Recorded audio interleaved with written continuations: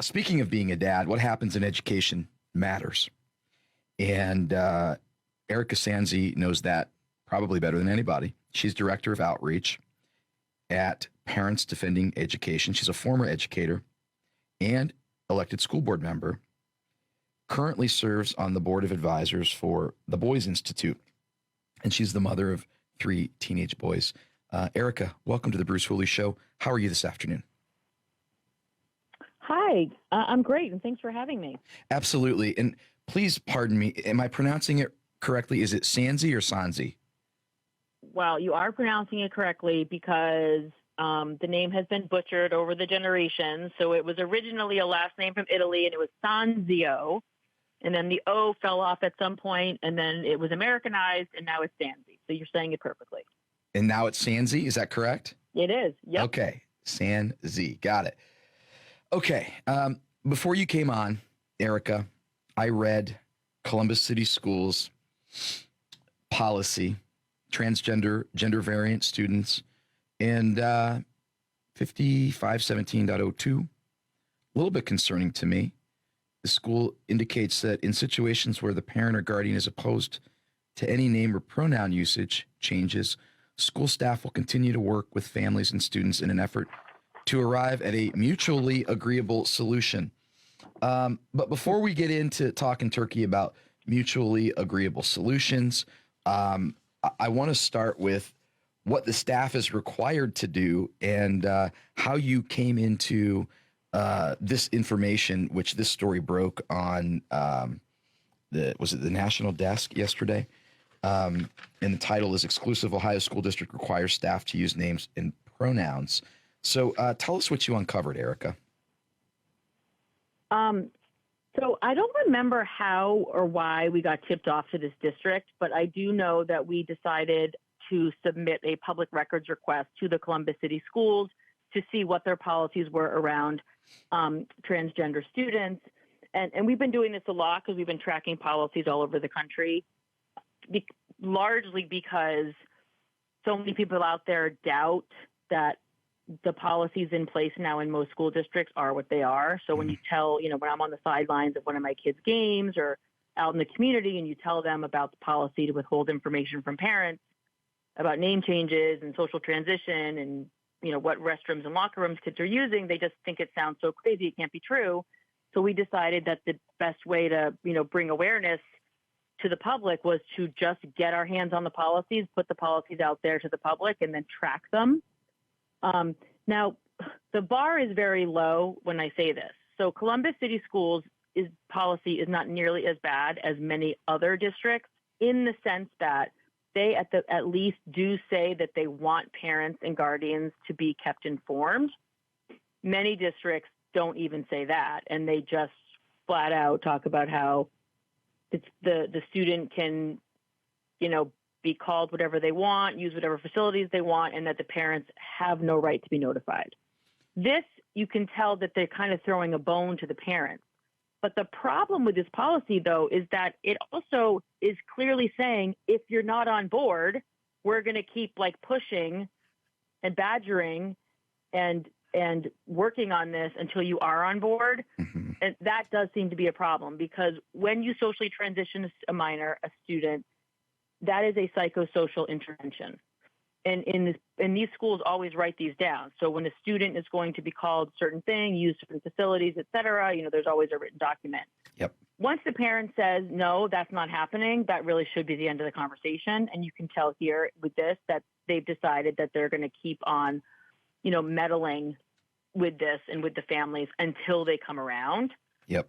So I do think that is a problem with this policy, but I would say the fact that they mention parents at all is kind of a plus considering how terrible the policies are nationally.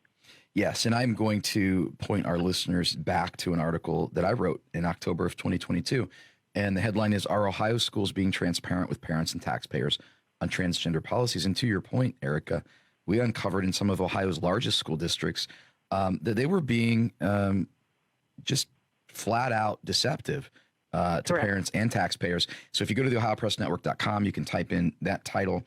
But Erika, you're right. If I'm a parent and I say, look, this is it. I'm putting the moratorium down. We're not doing this. that should be the end of the story. But the district, in its own language, in its own policy, says, well, we're going to try to reach a mutually agreeable solution. But mutually agreeable, what does that mean to you? I mean, to me, alarm bells go off when I read that. What do you interpret that to mean? So again, if I was new to this, then I might think that sounds fine. But I'm not new to this, and I know that what that really does mean is essentially we will keep supporting the student in their gender transition until you, the parent, come around. This is really sort of like we're going to re-educate you by, we're going to keep working with you by re-educating you, and you're going to have to come to see this the way that we see it. And we want to socially transition your child and either get on board or don't, but that's what's going to happen. So one thing that these policies are very good at is making really bad things sound either good or benign. Mm-hmm. And that's really pretty much never the case. And again, like I say this as somebody who was working in school starting in 1998. I worked in schools for 5 years, and then I had my first son and stayed home for a bunch of years. And then I went back into the classroom in 2010. I was there till 2015. So I have pretty recent experience working in schools. And the idea that I would be told that a condition of my employment was the deception of parents would have been unfathomable to me. Yeah. Yeah. So when I see this language, it's like I'm aware not only of how new all of this is, right? It's come in like a freight train, largely because it's a very top-down thing. So the state, the federal government passes some sort of guidance saying you have to have these policies. The state hears that as, if we don't do this, they're going to pull our funding. The state puts out guidance. The school districts hear that and say, well, they say it's guidance, but we have to do it or they're going to pull our funding. And next thing you know, the National School Boards Association and the state school boards associations start sending out these sample policies and templates to all these districts, which they copy and paste and they adopt. And suddenly now you have the majority of school districts in the country saying that they're going to deliberately deceive parents and saying that the only person whose feelings matter, whose opinion matters, whose comfort matters is the transgender or gender variant student, and nobody else's opinions and nobody else's feelings and nobody else's sort of moral compass or ethics, none of that matters because suddenly we've put children in charge on this one particular issue. And this goes into dress code, use of facilities, overnight accommodations. If a student's a boy and wants to sleep with the girls, the student can do that. And it is a top-down approach. We've talked about how the medical industrial complex, drug manufacturers are really behind this financially. And I call them the nefarious forces, but there are useful idiots who don't understand how far-reaching and dangerous this is. Now, we've only got about 30 seconds. What is a call to action here, Erika? Our listeners are hearing this and going, wait a minute, what do they need to do? So what I always say to people is that like the head in the sand, that can't be true. You must be exaggerating. Like people have got to accept, and I know it's hard, that this is what's happening. They should be asking their school districts to see the policy on this. And they also need to realize that even if they feel like they're the only person out there that has a problem with this, I can promise them that they're not. Yep. We know that the vast majority of parents and vast majority of members of the public and staff.